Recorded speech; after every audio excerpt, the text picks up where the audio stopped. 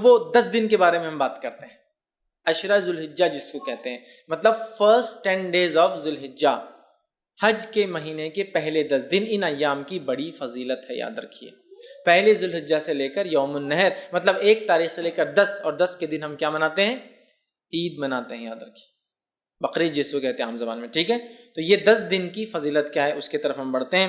تو ذوالحجہ کے پہلے 10 دن کی فضیلت کے تعلق سے نبی اکرم صلی اللہ علیہ وسلم فرماتے ہیں، صحیح بخاری کی روایت ہے، غور سے سنیے کتنی فضیلت ہے ان دنوں کی، جس کو ہم بہت ایزی، بہت آسان اور بہت معمولی سمجھتے ہیں۔ حدیث کے الفاظ ہے، ذوالحجہ کے ابتدائی 10 دنوں کے مقابلے میں دوسرے کوئی ایام ایسے نہیں جن میں نیک عمل اللہ کو ان دنوں سے زیادہ محبوب ہو۔ مطلب ذوالحجہ کی پہلی 10 تاریخ میں جو اعمال انسان کرتا ہے اللہ کو اتنے پسند ہے کہ اتنا پسند اللہ کو باقی دوسرے دنوں میں کیے گئے اعمال محبوب نہیں ہیں۔ صحابہ کرام نے عرض کیا، اللہ کے رسول صلی اللہ علیہ وسلم کیا جہاد بھی نہیں؟ تو فرمایا اللہ کی راہ میں جہاد بھی افضل نہیں ہے۔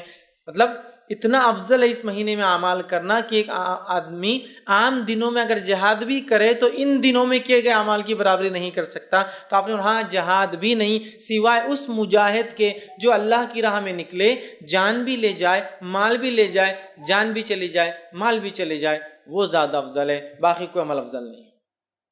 مطلب ذوالحجہ کے پہلے 10 دن میں آپ جو عمل کریں گے وہ عمل جہاد سے بھی زیادہ افضل ہے۔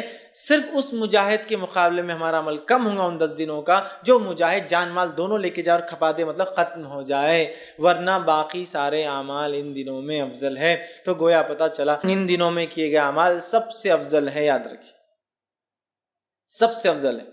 تو اب جب پتہ چل گیا سب سے افضل ہے تو ہمیں خوب کوشش کرنا چاہیے۔ اور اس کے تعلق سے حافظ ابن حجر عسقلانی رحمہ اللہ لکھتے ہیں کیوں اللہ نے ان ایام کو سب سے افضل بنایا ہے، اور بڑی اچھی بات لکھتے ہیں، اور ایک حکمت، بڑی اچھی حکمت وہ لکھتے ہیں، اور وہ فرماتے اور کہتے ہیں اللہ تعالیٰ نے عشرہ ذوالحجہ، پہلے ذوالحجہ کے پہلے 10 دنوں کو اس لیے فضیلت اور شان اور شوکت بخشی ہے، اس کا سبب یہ وہ لکھتے ہیں یہ وہ دن ہیں جن میں ساری عبادتیں ایک ساتھ مل جاتی ہے، یہ وہ ایام ہے، یہ وہ مہینہ ہے جس میں ساری عبادتیں مل جاتی ہے۔ توحید تو ہے ایک مسلمان چلتا ہے، نماز، روزہ، صدقہ اور حج، سب چیزیں ایک ساتھ آتی ہیں اس مہینے کے اندر۔ اس کی اسپیشلٹی ایسا ہے، اور کوئی مہینہ نہیں ہے سال کا جس میں ساری عبادتیں ایک ساتھ آئیں۔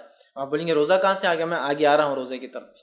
اس دن نفل روزہ رکھ سکتے ہیں آپ ان 10 دنوں کے اندر، آگے میں رکھوں گا انشاءاللہ۔